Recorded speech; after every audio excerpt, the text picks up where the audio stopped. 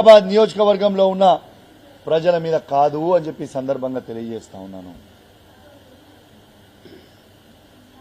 మొన్న మీ అందరు కూడా చూస్తా ఉన్నారు ఏ విధంగా ఈ రాష్ట్రంలో డ్రామా నడుస్తుందో. బీజేపీ వాళ్ళు కొట్టుకుంటారు, మాకు సంబంధం లేదు. బండి సంజయ్ గారు కావచ్చు, ఈటల రాజేందర్ గారు కావచ్చు, మీ ఇంటర్నల్ పార్టీ విషయం మాకు అవసరం లేదు, మీరు ఓరి మీ గంగల వడురి మాకు సంబంధం లేదు. కానీ ఈటల రాజేందర్ గారు మీరు చాలా పెద్ద పెద్ద మాటలు మాట్లాడినరు. మీరు కేసీఆర్ గారిని విమర్శించే స్థాయి మీ స్థాయి కాదు. మీ స్థాయి ఏందో మొన్న 2023 ఎలక్షన్లలో హుజరాబాద్ ప్రజలు నీకు చూపించిర్రు. నీ స్థాయి ఏందో, నువ్వు ఏంటిదో అపర మేధావని నువ్వు ఫీల్ కావాల్సిన అవసరం లేదు. నీకంత సినిమా లేదు, నీకంత సినిమా లేదని చెప్తా ఉన్నాను. ఏం మాట్లాడుతావు? నేను ఈ కరీంనగర్ జిల్లాకి 2 సార్లు అధ్యక్షునైనా, 2 సార్ల మంత్రినైనా. ఎస్, నీకు రాజకీయ భిక్ష పెట్టింది ఎవరు? కేసీఆర్ కాదా అని నేను అడుగుతా ఉన్నాను. నిన్ను 2 సార్ల అధ్యక్షుడు చేసింది ఎవరు? కేసీఆర్ కాదా? నిన్ను 2 సార్ల మంత్రి చేసింది ఎవరు? కేసీఆర్ కాదా? ఇలా ఉమ్మడి కరీంనగర్ జిల్లాలో ప్రతి గ్రామంలో కాలు పెట్టినానో మరి ఆ కాలు పెట్టి అడుగు పెట్టే అవకాశం ఇచ్చింది కేసీఆర్ కాదా? అట్లాంటి దేవుని లాంటి కేసీఆర్ ని నువ్వు ఎట్లా మోసం చేస్తావు? నువ్వు దేవుని లాంటి కేసీఆర్ ని ఎట్లా విమర్శిస్తావు? ఎట్లా విమర్శించబుద్ధి అవుతుందయా? అన్నం పెట్టిన వాళ్ళకి సున్నం పెడుతున్న చరిత్ర నీది. ఇలా కేసీఆర్ గారిని నువ్వు విమర్శించే స్థాయి నీది కాదు. నీది నా స్థాయి కూడా నీది కాదు. చిత్తు కొడగొట్టడం మొన్న నిన్నే. ఇంకేం కావాలి నీకు? నువ్వు ఒక పెద్ద మోసగానివి అని చెప్పక తప్పదు. నువ్వు కేసీఆర్ గారిని మోసం చేసినావు. నువ్వు సంపాదించిన అక్రమ సొమ్ముని కేసీఆర్ గారు గుర్తించి పేద దళితుల భూములని నువ్వు గుంజుకుంటే అవన్నీ గుర్తించి ఇలా నేను తన్ని పార్టీ నుంచి బయటికి వెళ్ళగొట్టి నువ్వు దానికి ఏం చెప్తున్నావు? నువ్వు చేసిన అవినీతికి నువ్వు ఒక అవినీతి పరునివి, నువ్వు ఒక చీటర్వి, మోసగానివి అని ఉద్దేశంతో నేను పార్టీ నుంచి బయటికి పంపిండు కేసీఆర్ గారు. కానీ నువ్వేం చెప్తున్నావు? బీఆర్ఎస్ పార్టీలో ఆనాడు టీఆర్ఎస్ పార్టీలో ఎమ్మెల్యేలు అందరూ నాతో బాగుండే కాబట్టి కేసీఆర్ నేను బయటకు పంపించింది. నువ్వు ఆ రోజు కేసీఆర్ గారిని ద్రోహం చేద్దామనుకున్నావు, కుట్ర చేద్దామనుకున్నావు. ఎవరు కూడా సహించలేని ఎమ్మెల్యేలు. నువ్వు ఎమ్మెల్యేలను పిలిచి నేను పైసలు ఇస్తా, నేను ముఖ్యమంత్రి అయితా, కేసీఆర్ గారిని దించుదామంటే మా బీఆర్ఎస్ టీఆర్ఎస్ పార్టీ ఎమ్మెల్యేలు ఎవ్వరు కూడా ఒప్పుకోలే, నీతో ఎవరు కూడా రాలే అన్నారు. నువ్వు చేసిన కుట్ర ఆ రోజు. కేసీఆర్ గారు నీకు అన్నం పెట్టిన పాపానికి కేసీఆర్ గారికి నువ్వు సున్నం పెడదామనుకున్న దుర్మార్గమైన ఆలోచన నీకు వచ్చింది ఆ రోజు. ఎస్, ముమ్మాటికి చెప్తున్నా, కేసీఆర్ లేకపోతే తెలంగాణ లేదు. ఈ తెలంగాణ జెండాని ఇలా కేసీఆర్ పట్టుకోకపోతే ఎవరు పట్టుకురా? తెలంగాణ అనేది స్టార్ట్ చేసింది కేసీఆర్ కాకపోతే ఎవరా? తెలంగాణ ఎక్కడిది? ఇంత అభివృద్ధి ఎక్కడిది? కేసీఆర్ గారు చేసి చూపించింది ఎక్కడిది? ఇవన్నీ ఎక్కడ పోయినాయి? ఇలా మాట్లాడుతూ అంటాడు మొత్తం స్థానిక ఎలక్షన్లు అన్ని నేనే గెలిచి. నువ్వు గెలవలే బాబు, నువ్వు ఏడ కూడా గెలవలేదు. కేసీఆర్ బొమ్మ గెలిచింది, కేసీఆర్ పార్టీ గెలిచింది తప్పితే నువ్వు గెలవలేదు ఏనాడు. వీడా నువ్వు పార్టీలకి రాకంటే ముందే నేను ఒడుతున్నాను. నేను 2002లో పార్టీకి వచ్చినా. నువ్వు వాస్తవంగా 2002లో కూడా పార్టీలకు రాలే. కానీ ఎలక్షన్ల కంటే 2004లో ఎలక్షన్లు అయ్యే కంటే 6 నెలల ముందు నువ్వు పార్టీకి వచ్చినావు. కానీ పాత కమలాపూర్ గడ్డ, హుజరాబాద్ గడ్డ ఎప్పుడు కేసీఆర్ అడ్డా. ఇది వాస్తవం. 2001లోనే కేసీఆర్ గారి బొమ్మలు ఆ రోజు ఎవ్వరు లేరు. ఆ రోజు ఉన్నది ఎవరు? కేసీఆర్ గారి నాయకత్వంలో మా నాన్న సైనాథ్ రెడ్డి గారు, కెప్టెన్ లక్ష్మీకాంతరావు గారు, వీళ్ళు మాత్రమే ఆ రోజు పార్టీలో ఉన్నారు 2001లో. ఆనాడు ఈ పార్టీలో ఈ నియోజకవర్గంలో పాత కమలాపూర్ కావచ్చు, కొత్త హుజరాబాద్ నియోజకవర్గంలో కావచ్చు, ఆ రోజు మా నాన్న సైనాథ్ రెడ్డి గారు, కెప్టెన్ లక్ష్మీకాంతరావు గారు కష్టపడి అన్ని జెడ్పీటీసీలు ఎంపీపీలని గెలిపించింది కేసీఆర్ గారి నాయకత్వంలో. నువ్వు పార్టీలో కూడా ఆనాడు లేవు, నీ ముఖానికంత సినిమా లేదు. నువ్వు మా పదే పదే మా బీఆర్ఎస్ పార్టీ కార్యకర్తల మీద, మా బీఆర్ఎస్ పార్టీ నాయకుల మీద నువ్వు విమర్శించి అబద్దాలు చెప్పి 2021 బై ఎలక్షన్లో అది నిజం చేయించే ప్రయత్నం చేస్తా ఉన్నావు. మా కార్యకర్తలని నువ్వు తిడతా ఉన్నావు. తస్మాత్ జాగ్రత్త బిడ్డ. మా కార్యకర్తలు వీళ్ళందరూ కూడా మా నియోజకవర్గంలో ఉన్న 5 మండలాల జెడ్పీటీసీలు కావచ్చు, ఎంపీపీలు కావచ్చు, మున్సిపల్ చైర్మన్లు కావచ్చు, కౌన్సిలర్లు కావచ్చు, సర్పంచ్లు కావచ్చు, వార్డు మెంబర్లు కావచ్చు, నీతిగా నిజాయితీగా కేసీఆర్ గారి బొమ్మ మీద మేము గెలిచినాం, మేము కేసీఆర్తోనే ఉంటాం, మేము పార్టీ వదిలిపెట్టం అని చాలా గొప్ప ఆలోచనతోని కేసీఆర్తోనే మా బీఆర్ఎస్ పార్టీ చైర్మన్లు కానివ్వండి, ఎంపీపీలు కానివ్వండి, జెడ్పీటీసీలు కానివ్వండి, కౌన్సిలర్లు కానివ్వండి, సర్పంచ్లు కానివ్వండి, వార్డు మెంబర్లు కానివ్వండి, కేసీఆర్ గారితో నానాడు ఉన్నాడు. నీలాంటి మోసగాంతో లేరు వాళ్ళ మీద నువ్వు విషం కక్కే ప్రయత్నం చేస్తే తస్మాత్ జాగ్రత్త, ఊరుకోము అని చెప్పి సందర్భంగా తెలియజేస్తా ఉన్నాను. మా బీఆర్ఎస్ పార్టీ కార్యకర్తల జోలికి వస్తే నిన్ను హుజరాబాద్ నియోజకవర్గంలో ఉరికిచ్చే రోజు వస్తే తస్మాత్ జాగ్రత్త అని హెచ్చరిస్తా ఉన్నాం. నువ్వు ఎంత పెద్ద మోసగాను అంటే, నువ్వు కేసీఆర్ గారిని మోసం చేసినావు, హుజరాబాద్ ప్రజల్ని మోసం చేసినావు. ఇలా నువ్వు ఎంత పెద్ద మోసగాను అంటే, కేసీఆర్ ని ఏ విధంగా అయితే మోసం చేసినావో నీతోని వచ్చి టీఆర్ఎస్ ఇష్పెట్టి, టీఆర్ఎస్ బీఆర్ఎస్ ఇష్పెట్టి, టీఆర్ఎస్ 20 ఏళ్లు జెండా మోసిన కార్యకర్తలు టీఆర్ఎస్ ని ఇష్పెట్టి నువ్వు మబ్బెపెట్టి పైసలు ఇస్తామని ఆశ పెట్టి వాళ్ళని తీసుకొని పోయినవే, ఇలా వాళ్ళని కూడా మోసం చేసినావు కదా నువ్వు. 20 ఏళ్ల చరిత్ర వాళ్ళు ఉద్యమం చేసిర్రు, టీఆర్ఎస్ పార్టీ జెండా మోసిన వాళ్ళని మోసం చేసి తీసుకుపోయి నీ 2021 ఎలక్షన్ తర్వాత కనీసం ఒక్కరినన్నా నువ్వు పట్టించుకున్నావా వాళ్ళని? ఒక్కరినన్నా పట్టించుకున్నావా వాళ్ళని? కేసీఆర్ ని మోసం చేస్తావు, హుజరాబాద్ ప్రజల్ని మోసం చేస్తావు, నిన్ను నమ్ముకున్న కార్యకర్తలను మోసం చేస్తావు. ఏంటిదో హుజరాబాద్ లో ఇది చేసినావు. అరే హుజరాబాద్ ఇలా నీకు రాజకీయ భిక్ష పెట్టింది హుజరాబాద్ ప్రజలు. పాత కమలాపూర్ నియోజకవర్గం, హుజరాబాద్ నియోజకవర్గం పెట్టింది రాజకీయ భిక్ష.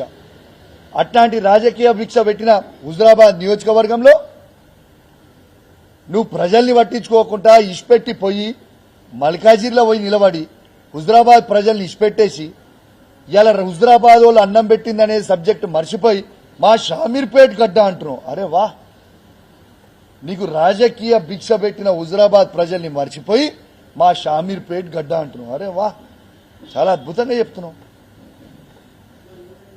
అంటే అన్నం పెట్టిన కేసీఆర్ ని మోసం చేస్తావు, అన్నం పెట్టిన హుజరాబాద్ ప్రజల్ని మోసం చేస్తావు, నిన్ను నమ్ముకొని వచ్చిన కార్యకర్తల్ని మోసం చేస్తావు. నువ్వు మోసగానివా కాదా అని నేను అడుగుతా ఉన్నాను. కానీ నేను చెప్తా ఉన్నా, టీఆర్ఎస్ ని ఇష్పెట్టి బీజేపీలో పోయిన ప్రతి కార్యకర్తకి నేను చెప్తా ఉన్నా,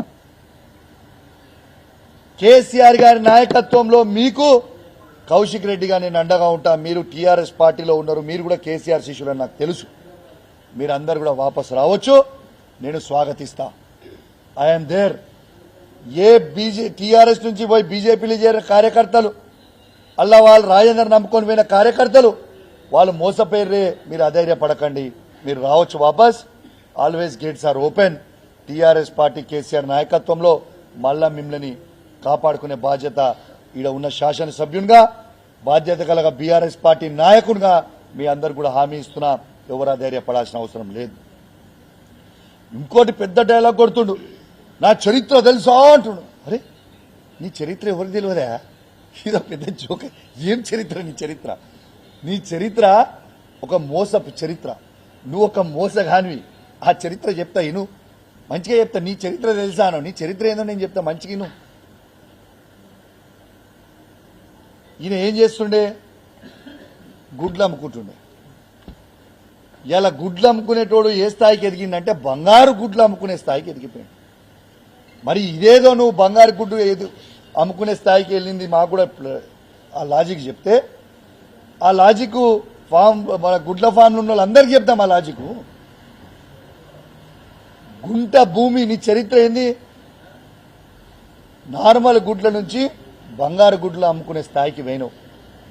నీకొక గుంట భూమి లేకుండే పేదోళ్ళ రక్తం దాగి ఇలా రంగారెడ్డి జిల్లా చుట్టుపక్కల ఇలా 800 ఎకరాలు కొన్నావు. అది నువ్వు చేసిన చరిత్ర. గట్టిగా వర్షం పడితే నీ ఇంట్లోకి నీళ్లు వస్తుండే, కానీ ఇలా 5 ఎకరాల దొరగట్టినట్టు గడిగట్టినావు. ఇవి వాస్తవాలు కాదా? నేను చెప్పింది వాస్తవం కాదా? కేసీఆర్ గారు అన్నం పెడితే కేసీఆర్ గారిని మోసం చేసినావు. హుజరాబాద్ ప్రజలు ఓట్లేసి నీకు రాజకీయ భిక్ష పెడితే హుజరాబాద్ ప్రజల్ని మోసం చేసినావు. నిన్ను హుజరాబాద్ చీగొట్టింది, గజ్వేల్ చీగొట్టింది. రేపు మల్కాజిరి ప్రజలు కూడా చీగొట్టడానికి రెడీ ఉంటే కొత్త నాటకం చేసి మళ్ళా హుజరాబాద్కి వస్తా అని చెప్పి అబద్దాలు చెప్పి మోసం చేస్తా ఉన్నావు ప్రజల్ని. నువ్వు చేసింది ఏముంది హుజరాబాద్కి? నువ్వు చేసిందేంది? నువ్వు బీసీ ముసుగులో ఉన్న దొరవి, బీసీ ముసుగులో ఉన్న దొరవి. నువ్వు కేసీఆర్ని విమర్శించే స్థాయి నీది కాదు. మళ్ళీ ఏం మాట్లాడుతుండే దాంట్లో? నేను బీసీలకి ఇది చేసిన, బీసీలకి భవన్ చేసిన. నువ్వు భవన్లు నువ్వెట్లా కడతావో నాకు అర్థం కాదు. ముఖ్యమంత్రి కేసీఆర్ అయితే కేసీఆర్ భవనాలు కడతారు తప్పితే నువ్వేడా భవనం కడతావు? నువ్వు భవనాలు కట్టాను కదా బీసీల రాష్ట్రానికి. రాష్ట్రం తీసిపెట్టి పక్కకు పెడదాం. ఈ హుజరాబాద్ నియోజకవర్గంలో మండల్ హెడ్ క్వార్టర్లలో ఏ ఒక్క బీసీ భవనం అన్నా నువ్వు కట్టింది నాకు చూపిస్తావా? ఒక్క బీసీ భవనం నువ్వు కట్టింది చూపిస్తావా? నువ్వు బీసీల మీద ఏదో బాగా ప్రేమ ఉందని చెప్తున్నావు. ఒక్క బీసీ భవన్ హుజరాబాద్ నియోజకవర్గంలో హెడ్ క్వార్టర్లో ముదిరాజ్ బిడ్డలకైనా, యాదవ బిడ్డలకైనా, కురుమల బిడ్డలకైనా, గౌడ బిడ్డకైనా, పద్మశాలి బిడ్డలకైనా, ఎనీ బీసీ కమ్యూనిటీ రజక బిడ్డలకైనా ఒక్క కమ్యూనిటీ హాల్ నువ్వు హుజరాబాద్ హెడ్ క్వార్టర్లో కట్టించింది చూపిస్తావా? హుజరాబాద్లో కట్టుడు శాతగాలే కానీ రాష్ట్రంలో కట్టినట్టు. అరే వా,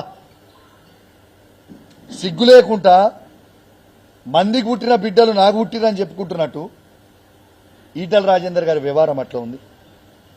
బాజాప్తు బీసీలకి ఆత్మ గౌరవానికి ఎవ్వరు ఊహించుకోని విధంగా ప్రతి కులానికి కేసీఆర్ గారే కట్టించారు బీసీలకి. గుర్తుపెట్టుకోండి, ఇది వాస్తవం. దిస్ ఈజ్ వాస్తవం. ఇలా ఈటల రాజేందర్ గారు ఏదో నేను బీసీ నాయకుడు అని చెప్తుండు.